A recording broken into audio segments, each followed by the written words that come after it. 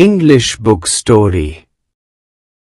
The Cop and the Anthem. Soapy moved restlessly on his seat in Madison Square. There are certain signs to show that winter is coming. Birds begin to fly south. People want new warm coats. And Soapy moves restlessly on his seat in the park. When you see these signs, you know that winter is near. A dead leaf fell at Soapy's feet.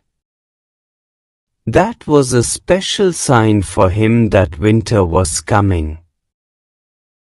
It was time for all who lived in Madison Square to prepare. Soapy's mind now realized that fact. The time had come. He had to find some way to take care of himself during the cold weather. And, therefore, he moved restlessly on his seat. Soapy's hopes for the winter were not very high. He was not thinking of sailing away on a ship. He was not thinking of southern skies or of the Bay of Naples. 3 months in the prison on Blackwell's Island was what he wanted. 3 months of food every day and a bed every night.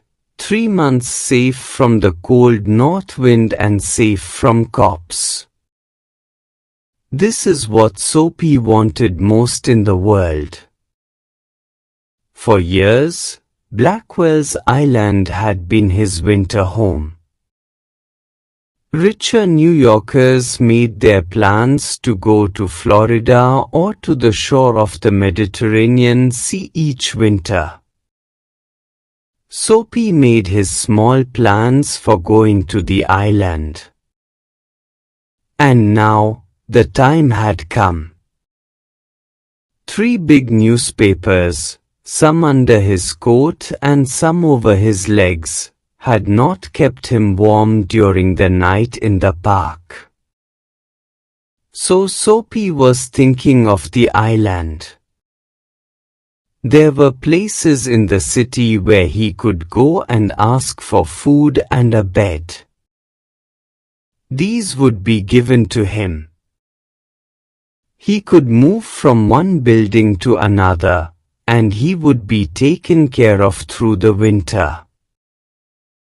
But he liked Blackwell's Island better.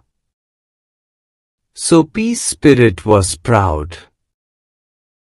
If he went to any of these places, there were certain things he had to do.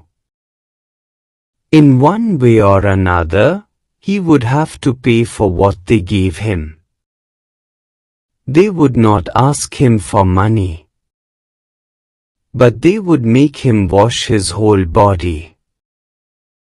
They would make him answer questions. They would want to know everything about his life. No. Prison was better than that. The prison had rules that he would have to follow. But in prison, a gentleman's own life was still his own life. Soapy, having decided to go to the island, at once began to move towards his desire. There were many easy ways of doing this. The most pleasant way was to go and have a good dinner at some fine restaurant. Then he would say that he had no money to pay. And then a cop would be called. It would all be done very quietly. The cop would arrest him. He would be taken to a judge. The judge would do the rest. Soapy left his seat and walked slowly out of Madison Square to the place where the great street called Broadway and Fifth Avenue meet. He went across this wide space and started north on Broadway.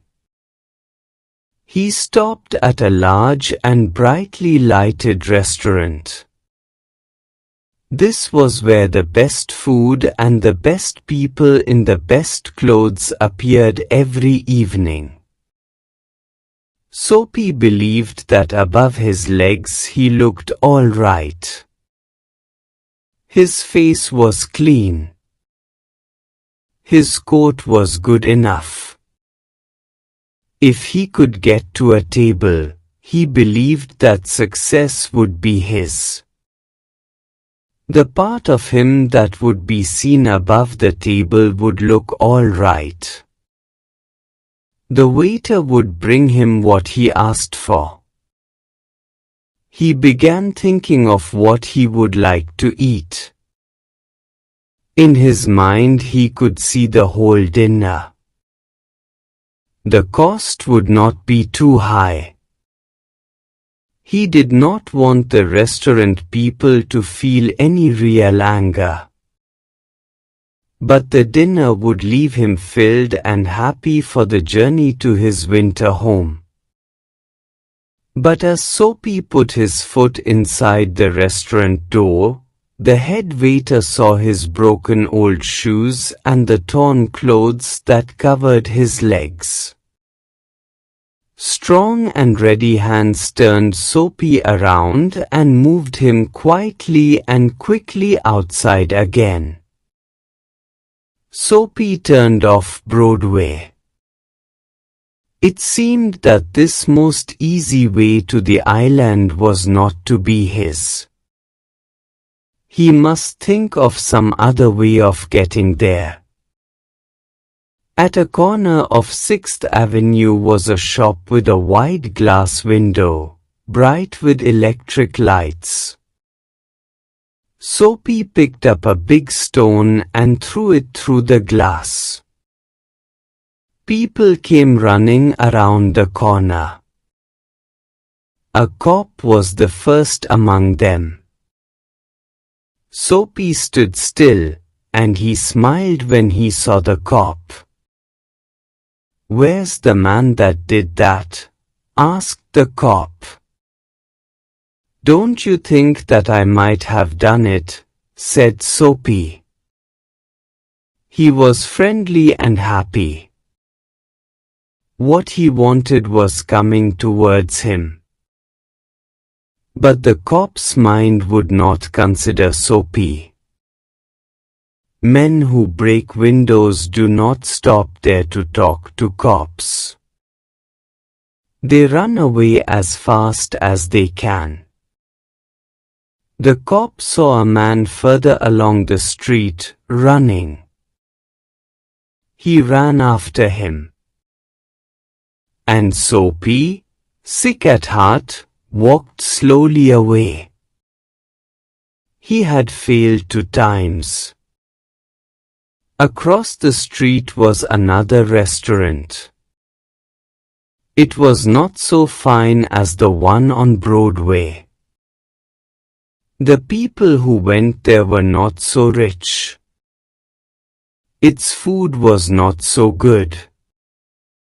Into this Soapy took his old shoes and his torn clothes, and no one stopped him. He sat down at a table and was soon eating a big dinner. When he had finished, he said that he had no money. "Get busy and call a cop," said Soapy. "And don't keep a gentleman waiting."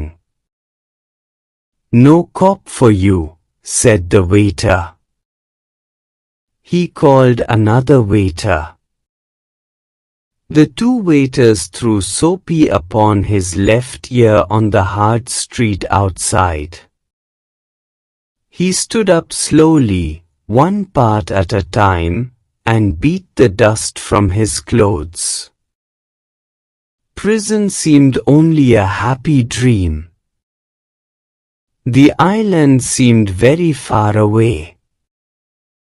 A cop who was standing near laughed and walked away. Soapy started moving again.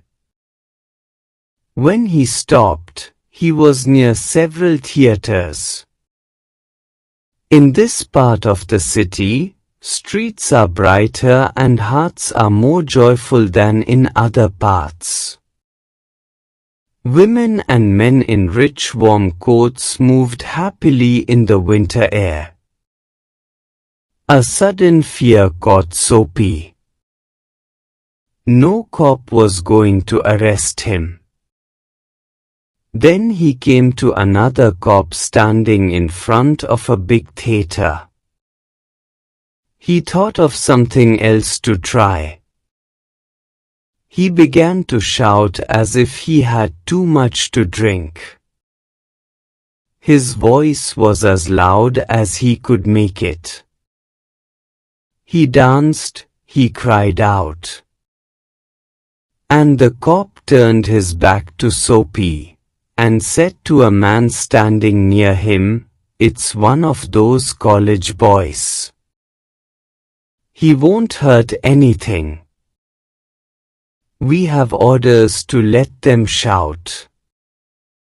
Soapy was quiet. Was no cop going to touch him? He began to think of the island as if it were as far away as a star.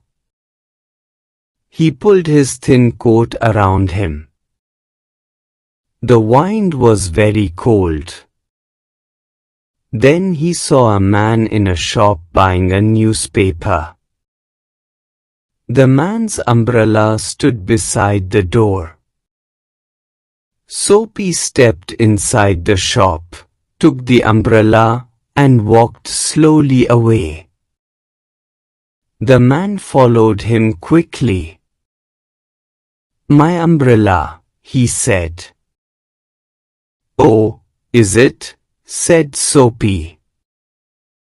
"Why don't you call a cop?" "I took it." "Your umbrella." "Why don't you call a cop?" "There's one standing at the corner." The man walked more slowly. Soapy did the same.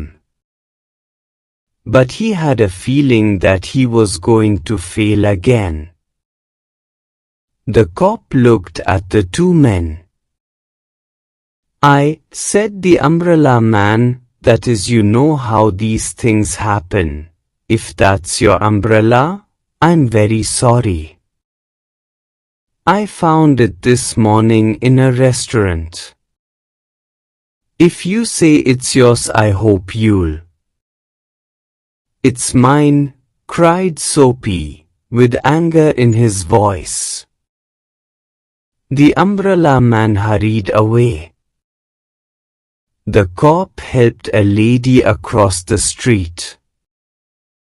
Soapy walked east. He threw the umbrella as far as he could throw it. He talked to himself about cops and what he thought of them. Because he wished to be arrested, they seemed to believe he was like a king who could do no wrong. At last, Soapy came to one of the quiet streets on the side of the city. He turned here and began to walk south toward Madison Square.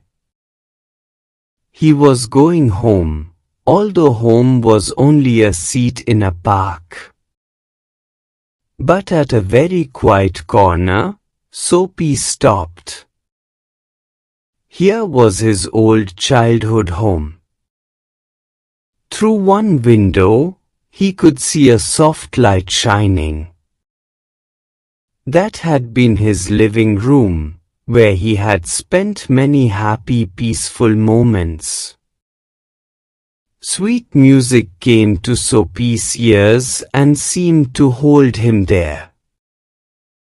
The moon was above, peaceful and bright. There were few people passing. He could hear birds high above him. And the music that came from the room held Soapy there, for he had known it well long ago. In those days, his life contained such things as mothers and flowers and high hopes and friends and clean thoughts and clean clothes. There was a sudden and wonderful change in his soul. He saw with sick fear how he had fallen. He saw his worthless days, his wrong desires, his dead hopes, the lost power of his mind. And also, in a moment, his heart answered this change in his soul. He would fight to change his life.